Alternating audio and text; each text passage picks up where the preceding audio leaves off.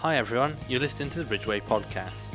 The purpose of these podcasts is to give us the opportunity to share information and thoughts with you and to inspire all of you who work at Bridgeway.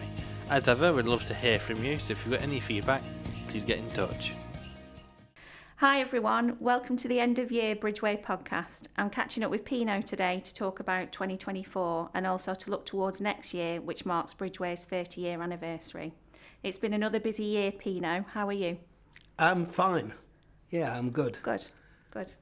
We've not done many podcasts this year, bit out of practice. I'm feeling out of practice. Yeah, I know, 12 months. 12 months. I thought I'd mastered this, but I've got that tingling sensation again, but we'll get through it. We're in the capable hands of Tom, who was doing all the tech, it's amazing what a good editing suite can help with, I think. Yeah.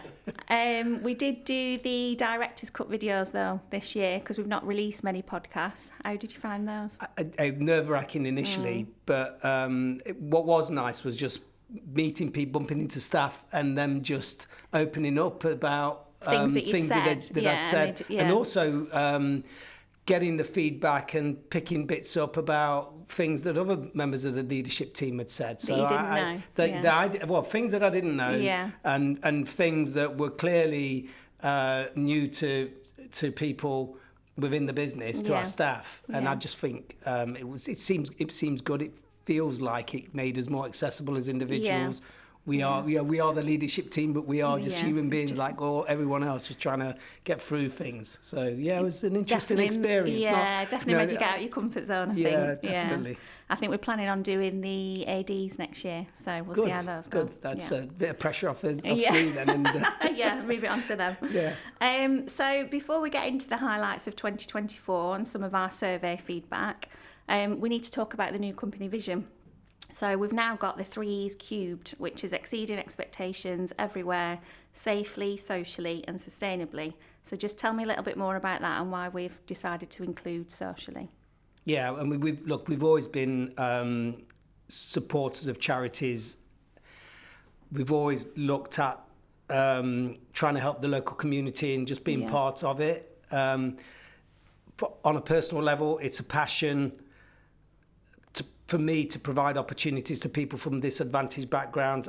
I came from that kind of environment, and I wouldn't say for a minute that I was the worst in terms of disadvantage. I know that there were kids that I went to school with, mates of mine, who had a pretty rough time. And I've seen things roll out in some of those communities that are really sad. And known people with masses of talent and potential who just didn't see it in themselves, and the community they were in didn't see it or didn't provide a path for them. So, I suppose it's something that Bridgeway has always done, isn't it? And it's just kind of this almost formalises it and recognising it by adding that social bit into and I've taken a personal example is, Brian interviewed me for a labourer's job in British Rail, for British Rail in 1985, and he didn't give me a job.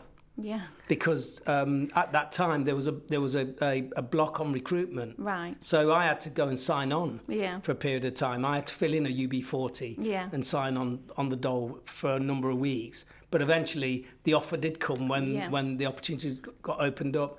And 10 years later, we're equal partners in a business. Yeah. That was 1995, when a year after privatisation had happened. You didn't hold it against him then. What a great thing for him to have the vision of they've given me a job, and I appreciated that leg up. But also the thing that after later down the line, we became partners. I feel like I've been privileged. I mean, I've worked hard enough. I feel, but I've had a go, but I've needed that support. And I've had it from lots of different people. Brian's an example. Loads more of that. I want to give some of that back. And I know there's lots of people in the business who do anyway, and do it all the time without ever being recognised for it. But we're not a charity, are we? So why are we focusing our time and energy on this? Because it's the right thing to do. We've been doing stuff with boot camps. We've been working with the apprenticeships and all that aspect of developing the staff for a good while. But prioritising and giving opportunities to people who have come from those disadvantaged backgrounds is important. clients are starting to recognise it. Yeah. I mean, the good thing is it's clear that the government and clients are acknowledging the value that social mobility creates. Yeah, and as a nation, you know, there's a bunch of people out there who are economically inactive, who need to be involved in providing for themselves and also providing, you know, supporting the UK in its GDP and being good role models for the communities that they live in. Yeah. And it just makes the place better. So I'm fully behind it.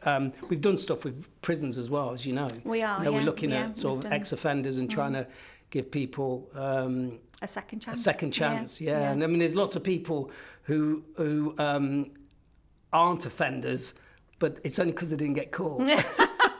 You know, so we don't need to be snobs about this stuff. But obviously, when we're recruiting people who come from that background, we've got to make sure that the synergies, got all our checks in place and checks things and like balances that. in place. Yeah, of course. Yeah. So why are we doing it now? Why we decided to make the change now? Because it coincides really well with our 30th anniversary. Yeah, which is next year. Yeah. We've opened up to working with other organisations to make a difference, and it just feels like, you know, the right time. Yeah. Okay. So what else are we going to do to reflect the new vision? What are the plans to sort of promote that? Going beyond what we're doing at the moment and creating these opportunities to fundraise and giving people the opportunity to volunteer is part of what we're going to be doing. It's about people working together with our suppliers and our clients to sort of understand what they're doing, and we're trying to bring our suppliers on, so we try and engage with them. Yeah. You're working with the King's Trust as well, aren't you? Yeah, I'm a fellow of the King's Trust, which used to be the Prince's Trust. So Prince Charles is involved in that. It's a really interesting organisation in that it provides opportunity for people who might not ever fit into a normal 9-to-5 job or a normal railway job, 2200 to 0800 or 0600 type role. And it picks up on that entrepreneurial type spirit, doesn't it? Yeah, and it supports people with who have something different that doesn't maybe fit in the mainstream, because, you know, some people will write themselves off and decide that work is not for them, but it's only because they're just wired up differently. But entrepreneurship, just need to find where they fit. Entrepreneurship might work really well in those circumstances. So one of the alumni of I didn't know this until a few days ago, but one of the alumni of the Prince's Trust, King's Trust is now, is Idris Elba. Oh, I mean, I didn't know that. Yeah, you know, he got given a grant when he was a young guy because he was, you know, he wanted to be an actor, and the Prince's Trust supported him in that. And the King's Trust, as it is now, it's still providing those opportunities. So I'm a fellow of it. So we support the King's Trust to allow people to go on these programs, and on occasion I speak to some of these young people. It was really interesting. I met a young girl, Roya, 2 days ago, and she set up a business making clothes for women who are suffering from endometriosis. Oh, really? Yeah, because she said that she didn't get diagnosed for 10 years. She was a young girl, and she just kept being told that, look, you're having periods, don't worry about it. Yeah. You know, and actually almost a thing of, look, stop being a drama queen. Yeah. And then she realised she'd got endometriosis. She studied fashion, and she realised every time, there were times when she would dress herself and she just felt really bad about her shape because she was bloated because of the condition. Yeah. So she's developed a range of clothing that expands. And it has little messages inside the waistline, so really? Yeah, you wow, know, and it's somebody, and now, you know, I don't know how successful that'll be, but she's taken something really negative in her life. She came to the UK when she was 17 from Iran. Yeah. She only ever talks about her father, but he passed away some time ago, so she's pretty much on her own. Yeah. And she's, you know, building this business, and she's wanting it she's wanting to make a difference, and actually just running the business and making people more aware of that kind of condition. Yeah, it's been in the news, hasn't it, all that this week? the Has women's health and not, things not going diagnosed, that Never kind not of been thing. done. Yeah. So that's good. So there's a role that we can all play in achieving the vision. What would you suggest that we get involved in? I'd like staff to share their ideas. If people in the company have some ideas around what we can get involved in, how we can help stuff, let us know. We're setting up a social and sustainable delivery group, and that's intended to implement initiatives so it can just help for us to achieve our vision. Yeah. And then there'll be other opportunities to get involved with events and careers fairs and volunteering and supporting work in the community as time passes. So there's obviously some exciting things ahead for Bridgeway and things that we can get involved in. But just looking back on 2024 now, what have been the key issues or highlights for you?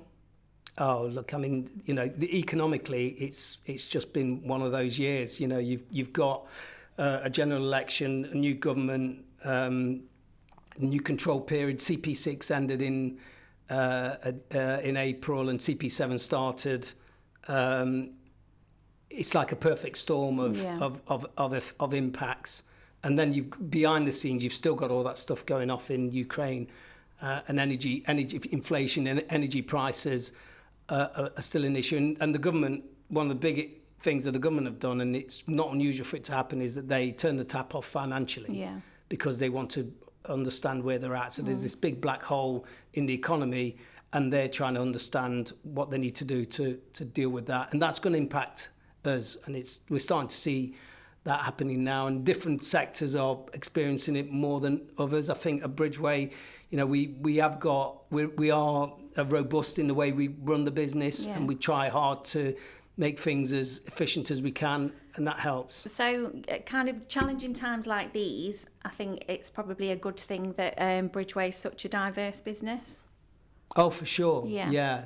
I mean, it's us being in a situation where we've got staff who their departments might be quiet, and then they can just come along and are willing to go and work in a different team, makes all the difference. Yeah. What damages businesses is people on the books with nothing to bill for. Yeah. So that diversity within the company, that willingness, and I'm personally want to thank everybody has gone and worked in a different department, and that could be someone in geomatics or SIGI who's gone and done some work with central planning or the possession management access, or gone involved in some of the assurance work that we're doing around different projects. So it's really important. The marginal gain stuff has always been a key part of making sure that we run the business in the best way we can.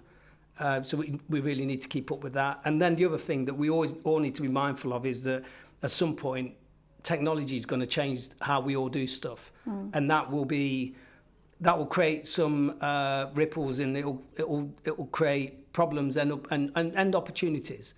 We've been through these sort of technological changes and we're before. Starting to use some of that, aren't we? And it's creating some efficiencies and things like that. And in some instances it can strip out some of the mundane stuff, and it can make life and work for people a lot more interesting. So we use ChatGPT sometimes. I used to ask Margaret, but she's gone now, so now I have to ask that instead. You have to ask Margaret is now the new ChatGPT. Don't tell her that, she won't be happy. I know.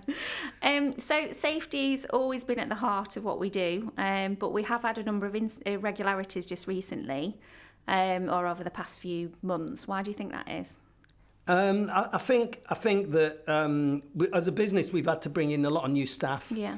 There's been a turnover, and there's also been, which has been a positive. We've had the client ask us for more people. They've gone through a modernising maintenance program, which has meant that they're focused on delivering the stuff that they need to deliver, which means that actually they want more from us. So we've had to bring more people into the business.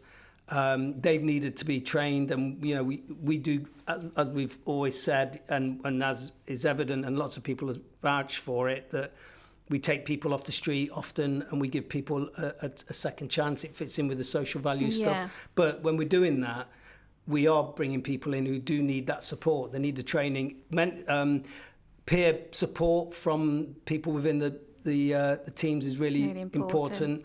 It's not just new starters, though, is it? We've got, there's been incidents where it's people that have been with us for a while. Yeah, so you get this mix of a new entrant who needs support, and maybe he's either getting confused or maybe needs additional knowledge and nurturing.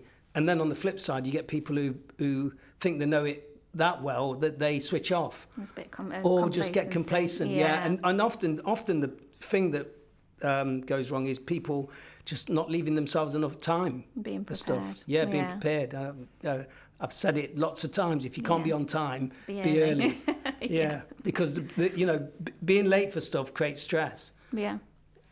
And being on time is what means you're well prepped and well planned to deliver what you want to deliver. I think the other aspect as well is that the rail industry is changing, so our clients are changing. You know, there's people that are retiring, there's new ways of working. So, there's just a lot of change. It's a time of change at the moment. So Access Services have been developing an action plan to kind of look at how we tackle some of the issues. And one area that we've stepped up is our mentoring programme to support with that. And look at sort of sharing knowledge with people that are new to their role. I know, that's come up with you on a town hall briefing, I think, with somebody, hasn't it? We've got this new... I think people had this approach to mentoring where it was like, we'll tell people what to do. Yeah. And we're trying to sort of say, well, no, it's not about that, is it? No, it's we created a mentoring module, and we're rolling that. That's been done a while. It's existed for a while. It's being rolled out, and it has been rolled out to a number of people. Good mentorship. Everybody will remember somebody at some point in their life who gave them some good advice, who looked at what they were doing and was able to be critical, but at the same time helpful and well intended. That's what good mentorship is. One of the real positive examples of that on a town hall brief was a situation where there was this conversation around, well, somebody was a trainee in effect, or somebody who's being mentored, and the person that was mentoring them, the mentor, turned up and told him what that individual was supposed to do, and that was the end of it. And actually, one of the guys on the town hall brief said, when I'm being shown or being mentored, I tell the guy, the mentee said, I tell the guy that's coming to mentor me what I'm going to do. Yeah, and that's exactly the message, isn't it? Yeah. And when that becomes a really powerful thing. So the person that is going to be told something has done their legwork, got there on time, and actually prepped themselves. And they say, look, this is what I'm going to do.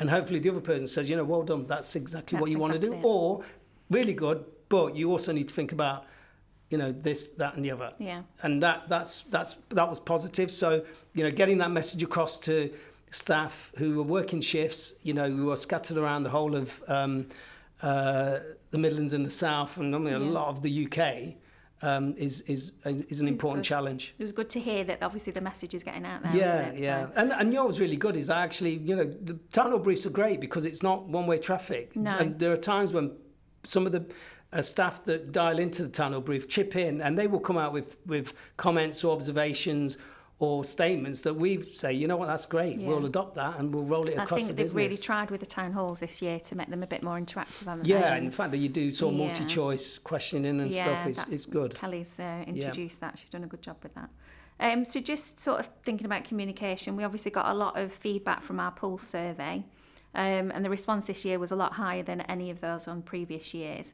One area that always shines through is that the thing that people love about Bridgeway is its people. What do you think to that? I'm really proud of that. Not surprised. I'm not surprised by it. I don't take it for granted. No. The strength of the business is absolutely its people, and that sincerity, that willingness to call something out that isn't right because it's not safe, but doing it in a constructive way, and that authenticity, I think, it's an important aspect it's an important aspect of what Bridgeway is. Yeah. And I think we need to carry on nurturing that. I think it's one of the major things that makes us who we are as a business, and clients come back for more of that. And then they don't always know what it is that makes us have that edge and perform the way we do. But that authenticity and that thing about people being there for each other, but Yeah. also not being willing to stand by if something might go wrong, or not being willing to stand by if somebody's not behaving in the right way, Yeah. and dealing with that, the consequence of that in the right In the way. right way Yeah, as well. really important. Yeah. So we had some really positive comments around opportunities for growth and teamwork, saying that Bridgeway is a supportive workplace, about recognition, which are all really great. But I didn't want to talk about just all the good stuff. I think we need to look at some of the challenging areas as well. Sure. So things that people don't like. So communication is sometimes an issue between teams and people, and they can sometimes feel there is a bit of a divide. It's difficult. I mean, Bridgeway is a diverse Yeah. organisation, and we have people in the business who have PhDs, and we've got people in the business with basic level English and maths. Yeah. They all matter. Yeah. The whole thing everybody has to do their bit for us to provide the service we provide to the rail network, and that diversity means that people absorb and take information in different ways. So. I think the feedback's really important, and I encourage everyone to carry on providing it. It's never going to be a one-size-fits-all, though, is it? No. Because we are so diverse. We're so diverse. Yeah. And the way people absorb information nowadays is very different. And Yeah. actually, we were talking earlier about what's gone wrong in, say, for example, irregularities in possession management. Yeah. Some of that might be down to the fact that people have really got so many more distractions available to them nowadays, yeah. with stuff like Facebook, TikTok, Instagram, YouTube, streaming video. It's this whole thing of what do people spend their time doing when they're not focusing on home life or the job. Yeah. And actually that in itself have an can create impact. a problem. Yeah. But it's also potentially an opportunity for us in terms of trying to work out, well, how do we want to communicate? I'm a massive reader. I've read No. Brian's book, and Have you? I loved reading Brian's book. And I was on holiday with Carolyn, with my wife, and she kept saying, well, I kept laughing out loud because I'd be reading these comments. I've only read the Bridgeway bit. I know, I read the whole thing. Yeah. I mean, it was, but actually, I'm very visual, and I'm quite, I'm smart. So a lot of my sort of input is visual and audio based, I guess. So, challenge to us as a business is how do people learn? How do people take messages in? Messages Yeah. and look at that. I think we were always ahead of our game in terms of stuff like sending text messages to people. Yeah. Issuing information packs to people electronically.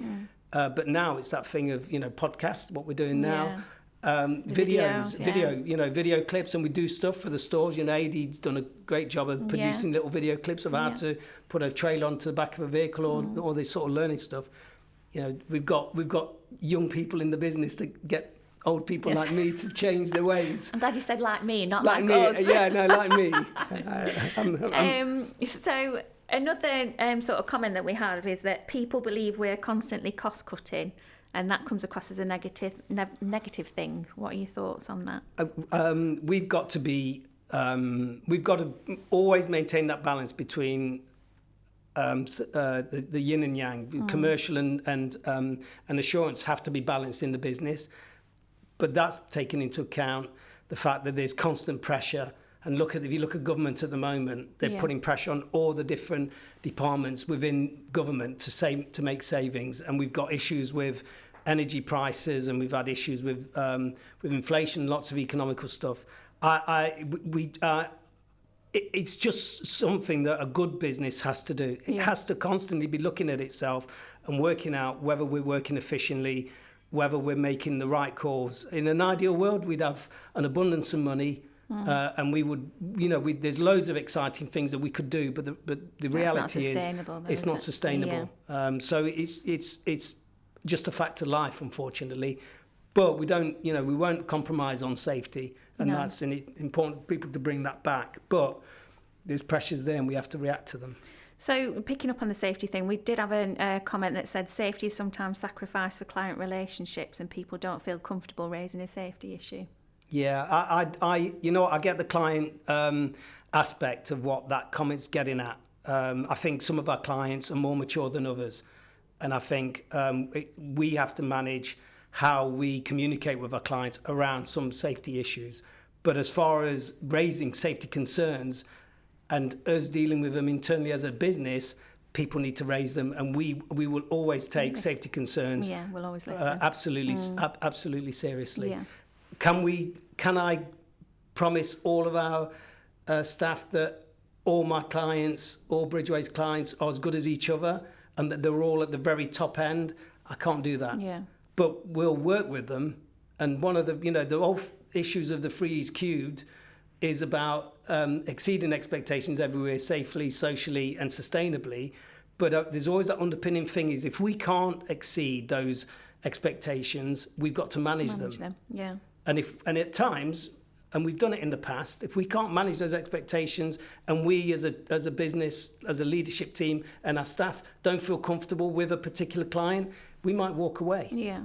And we've done that in the past. Not very often, but we have done it. But most of the time, the dialogue helps. And we're able to manage the situation. And we're able to manage the situation. Yeah. But it, at the moment, you've got a client who's going through quite a lot at the minute. CP7 has got off to a slow start because of new government, because of spending cuts, and it's going to take a bit of time. We're looking at middle of next year before the comprehensive spending review gets completed, and then hopefully things will start to improve. Settle down. But but at the same time, you've still got that whole thing of technology coming on. AI, machine learning. These things are going to, they will have an impact on how we do things. Yeah. But that's always been the case over time. It's just that every now and again they turn up. A few more buses turn up than they normally would have done. So it becomes a bit more accelerated.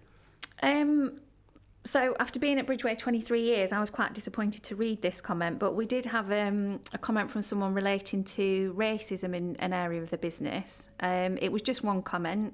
And I know it's something that obviously as a leadership team we don't stand for, but I felt it was important to raise it today and just ask you what your thoughts are on that. I'm very disappointed to hear that comment exists, but I'm glad it's just one comment. Yeah. And to me, it's really important. I won't tolerate racism in the business. It's something that as I thought we had stamped it out, but I won't tolerate it. I grew up in a multi-ethnic environment. My best friends were Afro-Caribbean, Indian, Pakistani, Polish, and Romanian. So that's my environment. My parents were immigrants that came to the country in 1951, and I had loads of friends who were, Irish and Brits, English and Scottish or whatever. So I won't tolerate racism. Obviously we don't know where that comment's come from because it is confidential, but I suppose we just say to anybody if there is an issue, raise it with us and we'll deal with it confidentially. If there is an issue, raise it. We'll deal with it confidentially, and we'll be sensitive about the whole aspect of it. But rest assured, without any sense of doubt, this business and its leadership team and 99.9% of people that are in it are just see each other as human beings, and we just get on with running the business, working together. The diversity that we've got in the business is its strength, and that doesn't just cut across male, female. It cuts across different nationalities, different origins. It's a rich tapestry. Yeah. I think it's one of the things that makes the UK an amazing place to live. Yeah. So it's clear from the survey that we've still got a little bit of work to do with regards to wellbeing, and that's something that we can still work on. So it was nice to hear that people were comfortable contacting their line managers and supervisors, even though they may not have been sort of comfortable contacting a wellbeing champion. Yeah. And again, that's just that thing, isn't it, of just having someone to reach out to, whoever it might be. Yeah, no, we provide the champions because, they've had some training, but, take to your line manager, reach out. Just to someone, anyone. Just reach out. Do not, whatever you do not suffer in silence. Yeah. When you share problems, and it just creates a bit of perspective. We care as a business. We're here for people who need support, and if you're the type of person, and often it's the case, people who've gone through stuff in the past, they're really good at spotting strain where they see it. And I always believe, look, at some point along our lives, we've all been at lower points than others. Definitely. And it's nice to just get a bit of support. There's lots of people in the company reach out, whether it's line managers or through the champions. Yeah. So finally, we asked people how they'd like to celebrate our 30th anniversary. We had many suggestions for that, mainly around some sort of staff party. But how would you like us to celebrate? I think getting drunk's probably it's probably on the agenda. Albeit hangovers take me a lot longer to get over nowadays than what they used to. I think reflection would be really good. Just reflecting back on the journey that we've been on. Someone mentioned like a Bridgeway time capsule or that type of thing. Yeah, or some kind of timeline or something. Yeah. I mean, I wish I'd taken more photos in the early days. I don't have many photos of me being a kid, to be honest. No. Because we just didn't. We just lived. Yeah. But I've got loads of memories. They're all in there. Yeah. But yeah, I think, sort of looking back on our milestones would be a good thing to do, and sort of maybe creating some visuals or some sort of narrative around that. Definitely having, some celebrations, and maybe just drag it out a bit as well. Definitely. Yeah, it doesn't have to be a one-off event, does it? It can be the 30th year. So. The anniversary is actually on the 1st of April. It's on the 1st of April. What's the significance of that day? What's the... Do you know what? Brian had put his had applied for his redundancy application, and I laughed it off internally. When we were in the pub and Brian said, "I've applied for my money," internally I just laughed and thought, no chance. They're not going to let you go. Brian's 47 years old, and he was an absolute, and he's still a machine now. Yeah. And he's in his 70s.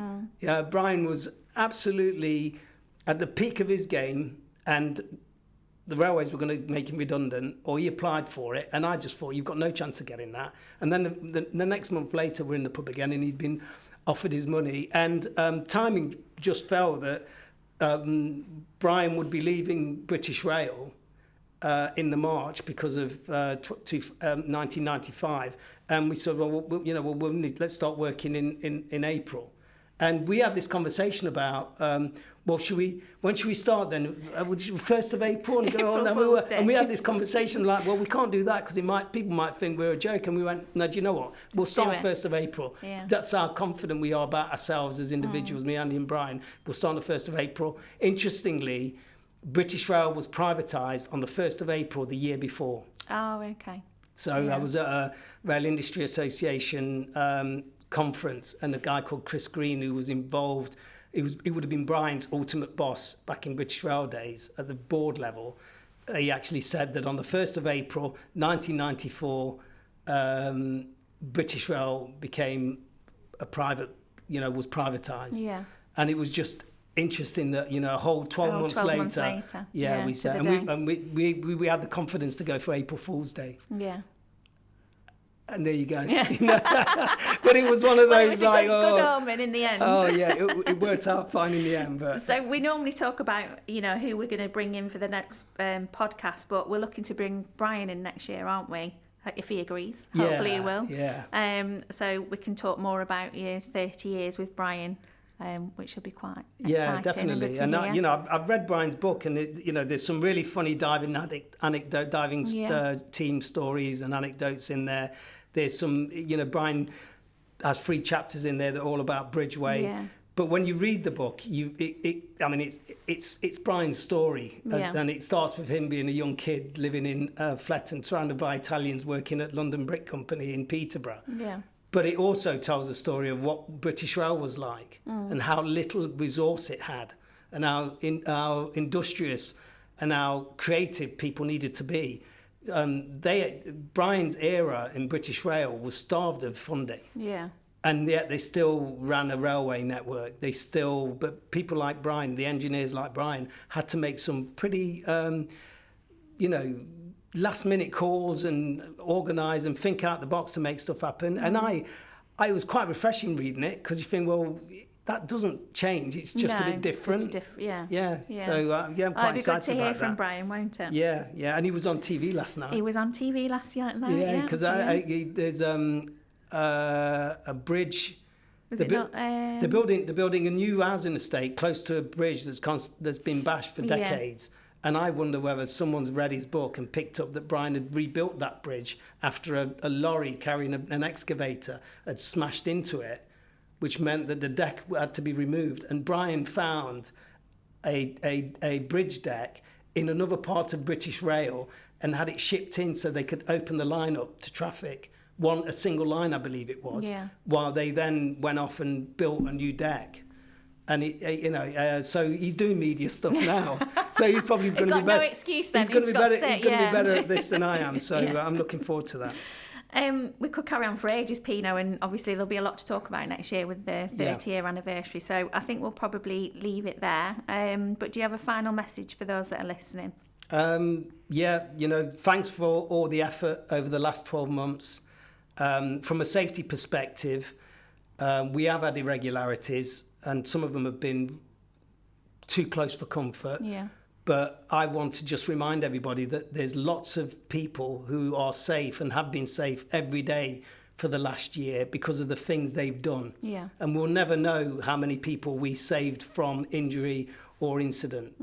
So, keep doing this important safety stuff that makes a difference. Thanks everyone for their efforts.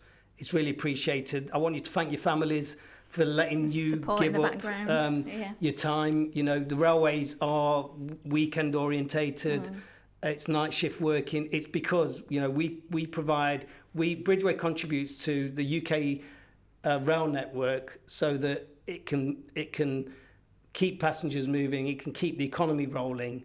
When we had COVID, our staff were issued with letters from the Secretary of State allowing them to carry on going about the business. It proved how important we were all seen as essential workers. The consequence of that is we've got to work when other people are resting, so that the UK's rail network can keep on its We've got on a with its few mission. people out over Christmas, haven't we? So thanks to the families who've supported our people while they've been working for us. Thanks to those who are going to be working over Christmas and New Year and over the festive break, and for the rest, have a great Christmas, enjoy time with your families, enjoy time off, recharge your batteries, and look forward to seeing you. Raring to go in January. Thanks, Pino. Merry Christmas, and thanks to everybody for listening. Thank you.